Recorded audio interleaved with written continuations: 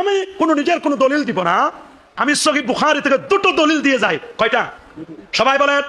এটা আমার কোনো দলিল নয়, দলিল আমি দেই নাই, দলিল দিয়েছেন আল্লামা হাফেজ ইমাম, ইমাম মানে মসজিদের ইমাম না, মুজতাহিদ ইমাম আল্লামা হাফেজ ইমাম ইবনু হাজার আসকালানী রাহমাতুল্লাহ আলাইহি 852 হিজরি আলেম, যিনি বুখারী শরীফের ব্যাখ্যা গ্রন্থ ফাতহুল বারী লিখেছেন।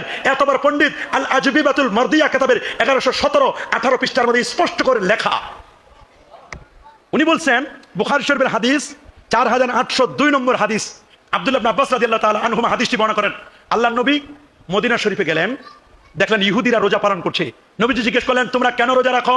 বলে, আপনি জানেন না আজকের দিন হলো আশুরা, মুহররমের 10 তারিখ। এই তারিখে আল্লাহ তাআলা আমাদের নবী মুসা আলাইহিস সালাম এবং তার কওম, তাদেরকে আল্লাহ তাআলা ফেরাউনের জুলুম থেকে মুক্তি দিয়েছিলেন, লোহিত সাগর থেকে মুক্তি দিয়েছিলেন। ওই দিনটাকে স্মরণ করে আমরা কি রাখি?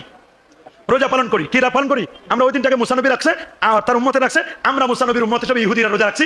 এই দিনটাকে তারা ঈদের দিন বানাতেন।